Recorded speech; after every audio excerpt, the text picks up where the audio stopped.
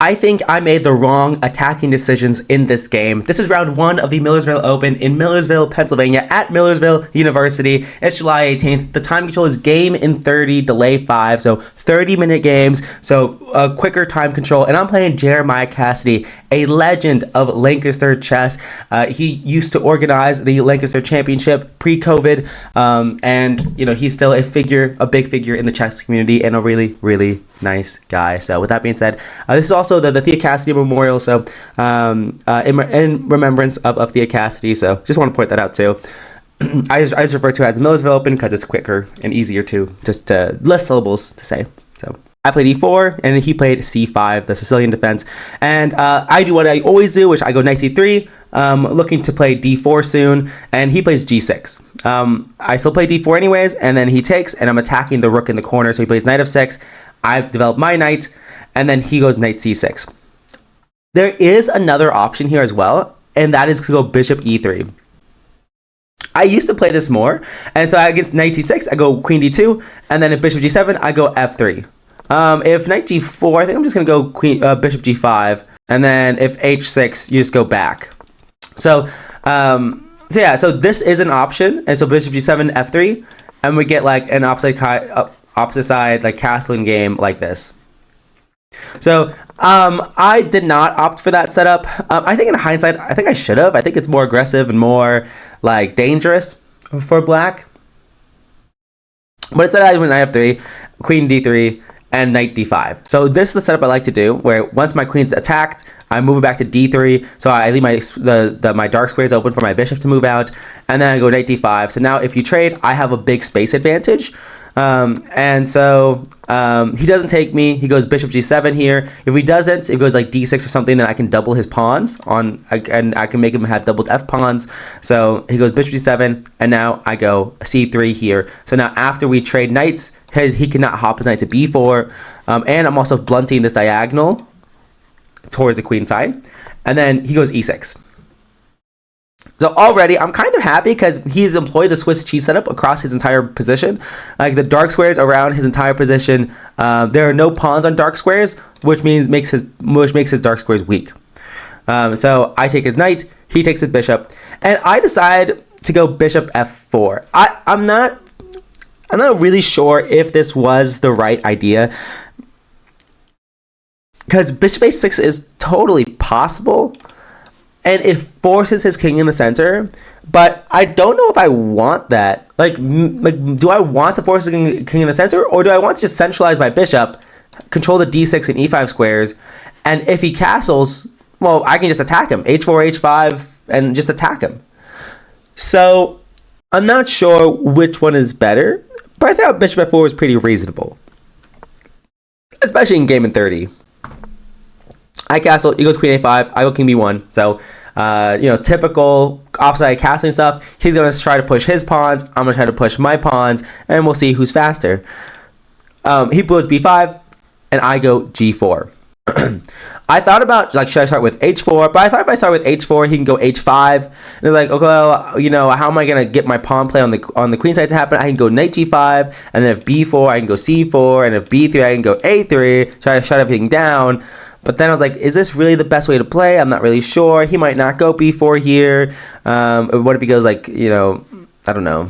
Can he try to sacrifice a pawn to go d5? Because if I take, then he might have bishop e6, but he doesn't now. So I guess that's good for me. And I guess there's really nothing for me to worry about in this position, because he can't go d5. He can't go b4. So I think I was just misevaluating this, because h5 is not that big of a deal. I really can just go knight d5 and f3 and h4. So in hindsight, I think this was probably a good plan for me to go for. But I saw after h5, I was like, there's nothing, my moves aren't obvious. But my moves are pretty obvious. But let me rephrase that. I wasn't sure about my moves, and I wasn't sure about his moves. And instead of calculating, I was like, I'll just go g4. So now he's stopping h5. Now I can go h4, h5. So I thought that was pretty nice. He goes e5, I go bishop h6, and I goes rook d8. So x-raying my queen and preparing to maybe play d5 at some point. So I make a mistake. I play g5. I'm going to annotate it as a mistake. my idea was I'm going to go g5 and then h5, h4. Or h4, h5. But I also have the idea of after, if he moves his bishop back to e7, I can also maybe just go queen d5. And now I'm threatening the pawn. You can't go d6 because I just take your knight, because your pawn's defending your knight. So, and if you go bishop e7, then I can just take, and after you take, I have a choice of which to take. I'll probably take the knight, most likely. But maybe I would take the bishop. I think this was a bad plan. I think much more simple was simply h4. And I was a little bit worried that, like, maybe, like, actually,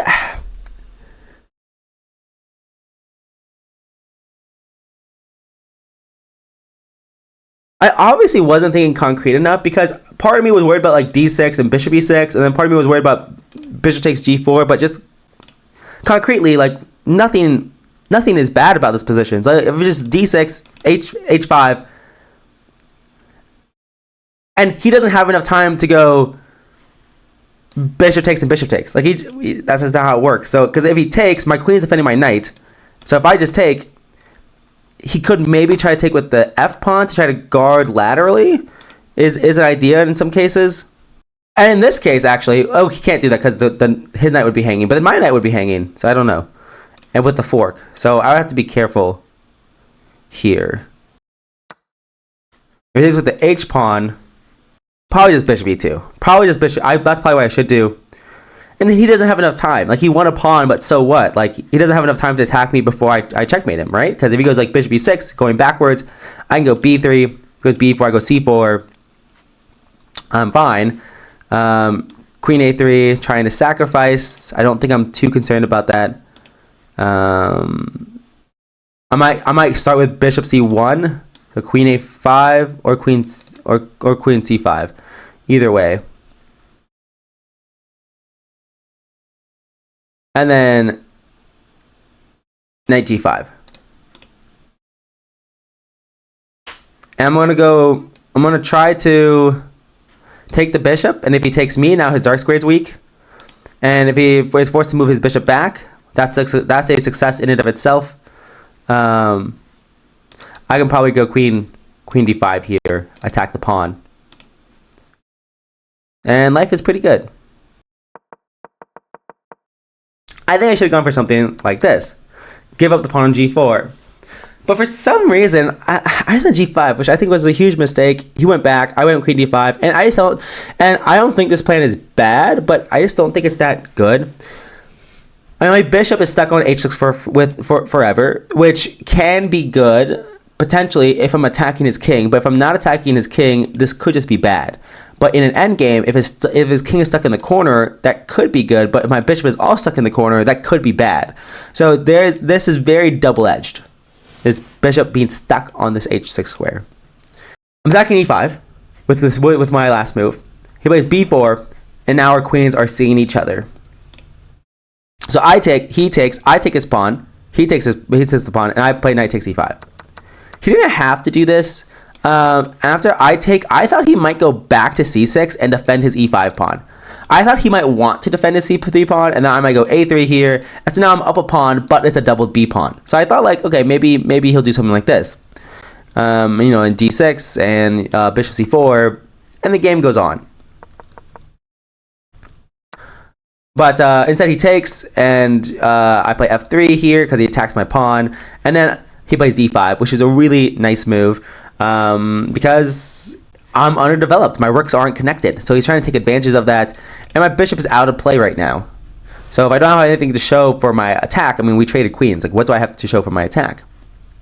Well, luckily this knight can easily route to the f6 square, and it's like looking kind of slicey dicey, not very nicey for his bishop or for his king, because I can go knight g4, knight f6, or knight d7, knight f6 at some point. So I go bishop g2, defending my pawn, and he snaps it off, and then goes rook d2, which is a very weird move. Very weird move, but he has a very interesting idea. I don't think it's a good idea, but it's an idea, and it's game in 30, and we don't know what we're doing in chess. Chess is really hard. So I snap it off, play rook d1, I'm like, cool. Now I'm going to control the open file. And he goes rook d8, trying to control the open file. I go king c8, or king c2, and he cannot maintain this. If his knight was on c6, And if these knights were not on the board, he could play bishop a5 to defend his rook, but now his bishop cannot defend his rook, and so he's going to lose a piece. So he has to move his bishop back, and he goes to f4, and it's just a fork. He's attacking my knight and attacking the pawn. However, this pawn really doesn't matter. I really don't care about this pawn. I really don't. So I go knight d7, giving him the opportunity to go rook d8, which would just be a blunder because knight f6 check, and it would be checkmate very soon. On the next move, I should say. But of course, he's not going to blunder that. So he goes rook c8 with the idea that, like, if I ever try to infiltrate this, some back rank checkmates with the bishop guarding, and also this bishop is still attacking this free pawn over here, and his bishops are really putting pressure on my two pawns on the king side. So I go knight f6 check, he goes king h8, and I mean, look at my bishop and my knight. I mean, we are blockading the king. The king cannot go anywhere, and I really don't know. I thought I was winning because I'm just going to go a3. I think a3 was an inaccuracy. I'm just going to put this as inaccuracy here, because I think the better move is b3 for a couple of reasons. One, it keeps out the knight. Two, it gives space for my king. And three, this diagonal is covered. This diagonal from f7 to a2 or a2 to g8 is very, very key, because one of my plans is to go rook d7, rook f7, rook h7 checkmate, taking advantage of the weak king, because the rook cannot guard, because if the rook goes to c7, this back rank checkmate. And if the rook doesn't go to c7, well, now just rook d7, rook f7, rook h7 checkmate. But I need this diagonal to be guarded. And I thought it didn't matter. And I thought a2 and b3, or a3 and b3, I thought it didn't matter if I went here or here. But it makes a huge difference. It actually makes a huge difference in the position. And we'll see why in the game. So I go a3, he goes knight c4, maybe bringing his knight to e3 to fork my pieces. Which makes enough sense, because if he gets a fork, this pawn will be weaker, and my rook won't be on the open file. But now I go rook d7. So now, go knight e3, hello, and have goodbye. He goes knight d6. And suddenly it's like, wait a second, like, okay, like your knight's guarding your bishop, your knight's guarding f7, I'm just going to go e5. And if you take my bishop, and I take your knight, I'm going to take f7 on the next move, and my knight guards d5 and e4. So it guards the bishop checks on my king. And I'm just going to be playing rook takes h7 checkmate on the next move. Well, the thing is, he has one move to do something about it. And so he takes, I take, then it goes bishop h3, which is the best move, in my opinion. If you can't tell, this is no engine recap until the very end of this video, so I'm going to put this game through the game review, but so we can hopefully learn something through this process. And you know, I thought, okay, if he ever tries to go rook c8 check and tries to get me on this diagonal, he doesn't have enough time. Because if I go here, because now if he goes like bishop h3 check to go, or bishop h3 to go bishop e6 check, I give checkmate. But he just changes the move order. He goes bishop h3 first, and now if I take the pawn, then he gives a check, and he picks up the rook. So if I had played b3 earlier, and the same thing happened, but the thing is, he can't go knight c4, so the game would have proceeded differently. But his knight would be on the edge of the board. So what would he have done? He probably would have gone knight c6. Knight c6 is kind of reasonable, and then but then I would play rook d7. And like, how is he defending this? Probably rook c7 because the knight guards d8 is my guess on what he would have done. So if b3, let's say knight c6, I kind of still want to go e5. He can't take with the, if he takes with the bishop, now I go rook d7, then rook f7.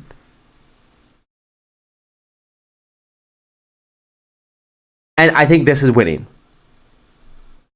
If we take with the knight, of course, and the bishop hangs, And then, yeah, if you take away the bishop, rook d7, rook c7, and suddenly I have two options. I could probably just take the knight. And if you take back, there's checkmate. And if you take here, I take back. So now I'm up a piece.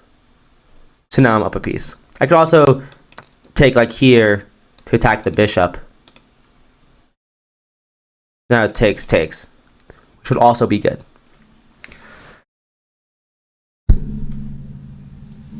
But no, so I don't play b3. I play a3 instead, and bishop h3 is on the board. And I go rook e7. And I was thinking about ideas of maybe sacking the rook if the bishop goes here. Because it's a little bit tricky. If he takes his pawn on d6, well, now he doesn't have rook c1 check. So now I can take this pawn. And now I'm going to get checkmate on the next move. He doesn't have the check. He can't pick up my rook on a2. But he just gives a check first. I go king a2. And then he takes the pawn. So now my king is already on a2. I go rook a7. He goes bishop e5. I go b4, trying to make space for my king. Maybe I should have tried king b2. I think that was a good try for me to do, because if bishop e6, I can go king a4, and if he takes, I'm probably losing. This looks very much losing. This is very much losing. Maybe I'm glad I didn't go for this. At this point, I had about 4 seconds. Went down to 4 seconds. Played b4, and we repeated moves. King a2, king b1, king a2, king b1.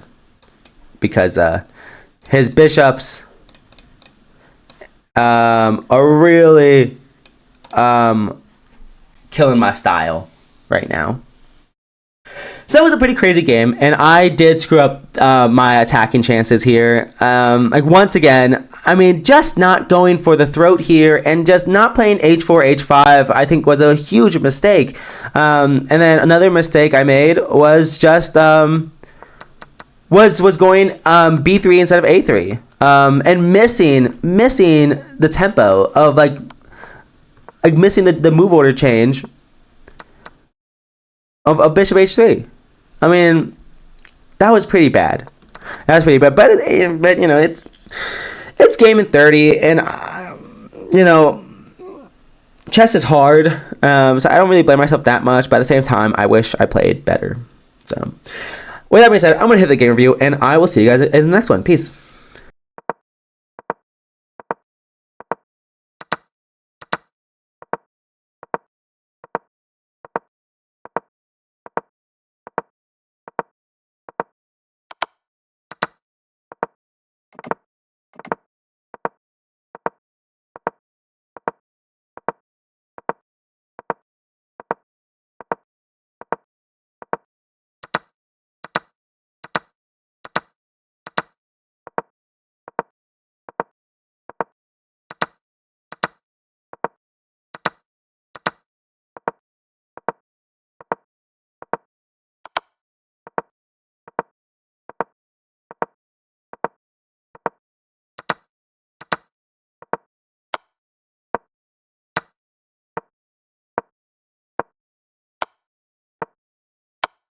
After the game review, I do actually want to talk about one thing that just kept coming up in as a suggested move by the engine that I did not think about. So after this move, 96, and a couple other times throughout this game, was the move of bishop h3. This was the move that the computer really wanted me to do at some point. And I think the idea is, like, if he ever takes the knight on e4, or takes pawn e4, well, I guess I can always take. So point is, he cannot take the pawn because of rook f7. But I don't really see the idea. So let's just say if black makes a random move. How do you even make a random move in this position? Let's say bishop a8. e5. Oh, now there is no diagonal here, but bishop takes. What's the point? Rook takes. Oh, wait, hold up. How are you supposed to make a move? Let's say a5. a5 is a move. So e5. Bishop takes, rook takes, knight takes, bishop takes. Wow! So wait, this rook has no squares. So the idea of bishop h3 is that the rook doesn't really have any squares to go to, and there's an x-ray. There's an x-ray on the rook. So if you go rook b8 now, so let's say like rook b8, now rook e7 here, trying to force e5 to happen, And if bishop c6, what, e5 still, and rook f7 is going to happen. So it really loved this idea of like, no, don't trade off this bishop, play bishop h3, and actually the rook is in a really peculiar spot. Very interesting. I did not calculate this at all. And I think there's other moments too where, like, for example, here, bishop h3 is the best move according to the engine. And now if rook b, now you can't move off the back rank. So the point is, the rook is running short of squares. That's the idea. So the rook only has 2 squares to go to. They'll hit rook b8. Now bishop e6. Bishop e6. Rook d7 is also just good. Rook d7 is also just good. Knight c4. It's fine. Take b3, knight d2 check, king b2, knight takes e4. And here we can get to an endgame with bishop g2, knight takes, rook takes, rook takes, rook takes, and after the knight moves, so... Oh wait, knight doesn't have to move. a5, bishop f8, bishop takes g7, king c3. This endgame is slightly better for white because of the 2-on-1. That's crazy. I'm not playing like that. So, which means that the main winning idea is bishop e6. That's the main thing. Or bishop f1 is also winning. I don't know why it's winning. Because, like, what? Like, knight c6, rook d7 now is good. But then if bishop c6, bishop takes a6. And so now white is up 2 pawns. So this is actually not super trivial, but very interesting. So to me, just the idea of bishop h3 and the rook is running out of squares to go to is very cool. That's a very cool thing that I didn't notice in my game at all. And here, yeah, rook d8. Is h4 any good? h4, d5 is a move. I didn't really calculate d5, to be honest. So e takes d5, knight e7. And so the idea is the rook's coming in with tempo. Queen e4, bishop e7, c4. So this is going to be very, very tricky so fast, and black is actually slightly better here. Black's pieces are going to be blasting the position. So actually d5 is a move that he might have played if I played h4. So the way for white to keep their advantage here is to play knight g5 to meet d5 with taking or queen f3. Let's just say takes, knight e7, queen f3 now, and if bishop takes, queen f6 is really strong. And this idea of d6 and picking up the rook. So bishop e7, the knight's hanging. And if you move the knight somewhere, so white is just winning here. So this is very tricky for black. Anyways, there's a lot more to analyze with this, but I will see you guys in the next one.